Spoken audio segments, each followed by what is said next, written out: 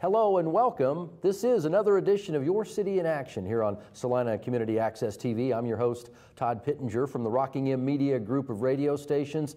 We've got over 30 radio stations around Kansas, most notably 7 radio stations right here in the Salina area. And I'm the news director for the group, but most importantly, News Radio 1150 KSAL, at least in my mind, most importantly, Vanessa, because that's the radio station I'm on every day. And we'll bring in our guest today. We'll delve right into it. No stranger to this program, Animal Service Manager Vanessa Cowie from the Salina Animal Shelter. Vanessa, thank you so much for joining us. Thanks for having me, Todd. Spring is in the air. I know you are. If your accent is a dead giveaway. You're from Australia. Yes. Doesn't get quite as cold there in the winter as it does here. No. Spring has got to be a welcome thing, not just for you personally, but for the animal shelter. It is. It is. Spring is something I look forward to, weather-wise. It seems to be also something the animals look forward to, weather-wise, because our workload increases pretty significantly here in the spring.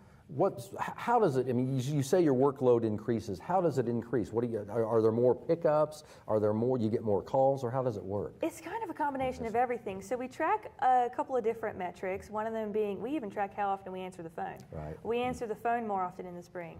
We are on more loose dog calls. We respond nearly twice as often in the field during the spring and summer than we do in the winter. And we actually get more intakes, most of these being loose and unconfined animals, but also litters, little orphaned litters, and then we also get an increase in owner-surrendered pets as well. So it's almost every metric that we track will increase during the warmer months. And you do animal rescues as well, yes. Correct? Tell me about some of the animal rescues. I mean, you do more than just dogs and cats, squirrels, birds, snakes, all kinds of strange things, right? Yeah, it's sometimes difficult to know. Are we protecting the person or are we protecting the critter right now? We do fascinating stuff throughout the week, and in the spring and summer we see a lot more orphaned wildlife. Right. And we see some critters that kind of end up in residences that shouldn't be there. So we respond in an effort to protect public safety, but also in an effort to protect animal welfare. So if you're out in the community and you think, this is public safety to do with animals, or maybe I think this animal is in danger, go ahead and call us, because either way we can get it taken care of. And if it's during non-business hours, if it's on the weekend, you can call the Salina Police Department dispatch and they'll get hold of you, correct? Yes, yes. And you can leave voicemails with us as well if you think maybe it's not an emergency, but you'd still like to let us know.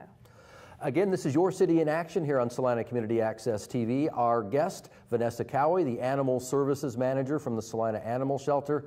Vanessa, pit bulls, we got to talk about it. It's a big topic in Salina. Has been a big topic for years. I'm old enough to have recorded the infamous summer of, 2001 or 2002, where there were multiple pit bull attacks here in Salina. The worst being, I would say, the proverbial straw that broke the camel's back was when a pit bull got through a fence and mauled a little girl, badly disfigured her face at the time. That prompted an ordinance here in Salina. Since that time, a lot of people have moved to Salina. They may not realize it, but tell me about the pit bull. I know you didn't design the ordinance. You're one of those people that have moved to Salina since the ordinance was enacted. So in your position, it is your job to enforce the ordinance. Tell me exactly what is the ordinance. Well, I'm glad you asked me, because education is a big piece of this. I think regardless of how we feel about the ordinance, we need to be aware that it's there so that we can do in the best interest of our citizens and then the pets. So the ordinance was brought in 2004, and it was in response to some public safety concerns regarding these breeds of dog.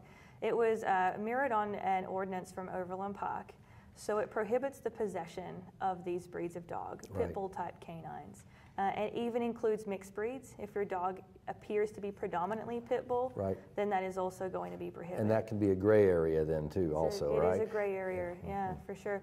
The way we identify a pit bull is there's a field observation that takes place first, to be totally honest. It's us going, that looks a little bit like a pit bull. I mean, somebody can't just call and say, my neighbor has a pit bull, you need to come and get it. We come out and we look first. Correct, yes. It might take that we have to impound the dog so that we can run more investigative processes, and that would be, we have a 32-step test, and we go through physical characteristics of the dog, and the test we use is from the breed standard of the American Staffordshire Terrier. And you call in an outside vet also, correct? We do have some vets help us as well. We don't narrow down to a single vet clinic. There's some conflicts of interest there, and some vets do not want to participate because you said it's contentious. And then we can also even fall back on DNA. And DNA is becoming more and more accepted, but it still cannot be entered into a criminal case as evidence. But we can use it administratively to see if we're anywhere near accurate. And so we have run quite a few DNA samples on dogs just to gather a bit of a DNA bank. So long story short, you can't have a pit bull in Salina unless you already had one that was grandfathered in, but you said that was 2004, so that was 14 years ago. I would guess there's not many of those left that were grandfathered in. Yeah, there's a couple of little older ones, rickety little old ones hanging out, but yeah, we're down to under 5. Now you're a no-kill shelter, so let's talk about if you do end up getting a dog, goes through all of the tests, it ends up becoming a pit bull. It's not euthanized, is it? No, no. We work with the owners, so if they are able to move, they can have their dog back. If they can nominate a third party that lives somewhere where pit bulls are allowed, we can release the dog to the third party. There's some conditions on our release agreement that it should not come back into the city of Salina. We microchip those dogs so that we can track those. And then if none of those work out, or it's a stray that maybe no one claims, it will become the property of the city, and then we transfer those to our sister shelters. They do have to have a good temperament to be eligible. That's mostly so that the facility is going to accept them. Absolutely. So they do have to pass a temperament test. And again, it doesn't matter if you like the ordinance or you don't. It doesn't matter if any of your staff likes the ordinance or you don't like the ordinance. It's simply your job to enforce it, correct? It is, and it's our job to enforce it consistently, unbiased. Don't take it personally. You know, we're just doing our jobs. You know, and I think that is a case-by-case basis, but if it's against the law, you know, and it's violating the ordinance, then we have to step in an effort of public safety. Absolutely. Again, Vanessa Cowie, our guest here on Your City in Action on Salina Community Access TV. All right, before I let you go, we started off talking about spring, and let's end up with something happy once again. I would guess the dog parks. It's got to be booming business this time of year, right? It's crazy. It is nuts. A lot of people say that one of the biggest complaints is it's too busy. And you know, that's a problem I like to have, because it means that we can justify making some upgrades, which I'm very excited about. So we're gathering a lot of public input. If anyone wants to contribute, you can look us up on Facebook. There's some surveys you can take, and you can give us your email address and make your comments heard, good or bad or otherwise.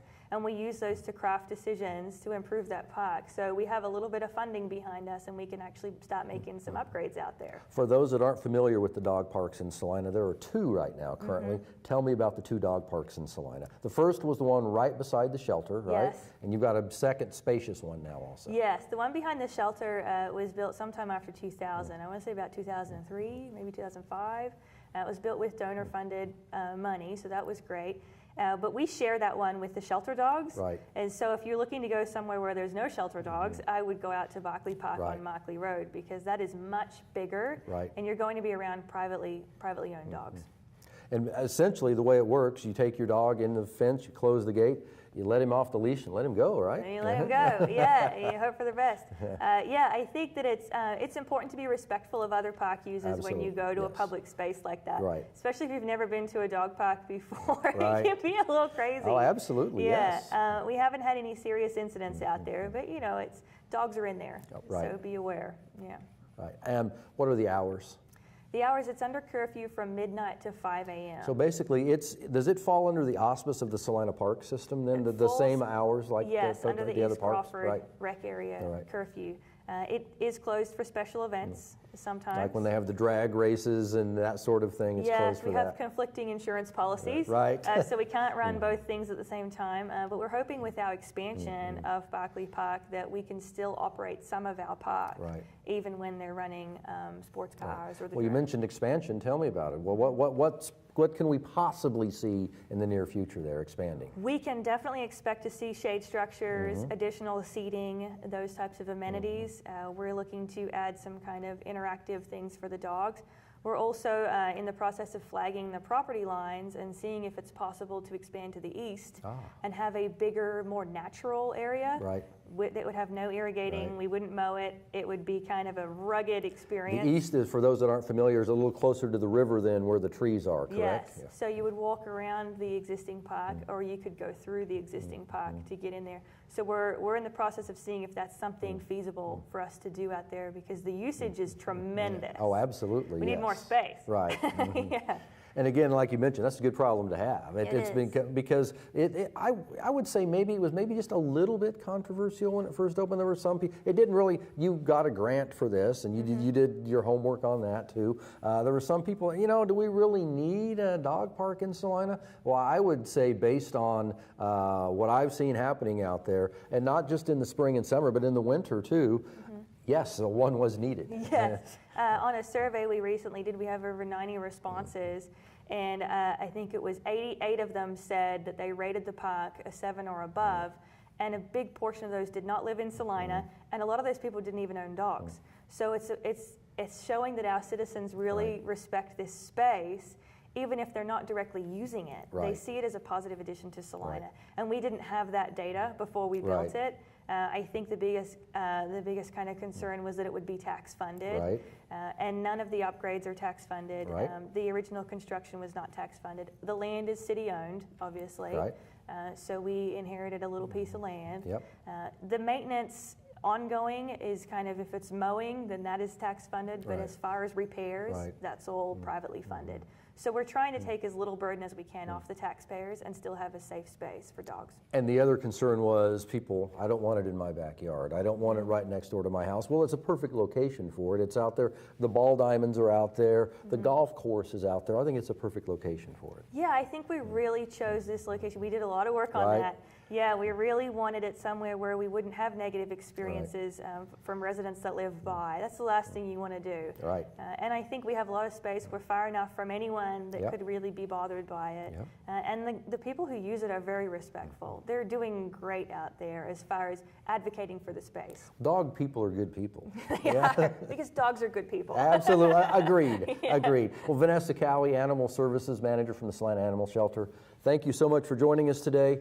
Keep up the good work. I'm one of your biggest fans of the things you do out there. Thank you so much. Vanessa, thank you. This has been Your City in Action. Thank you so much for watching here on Community Access TV.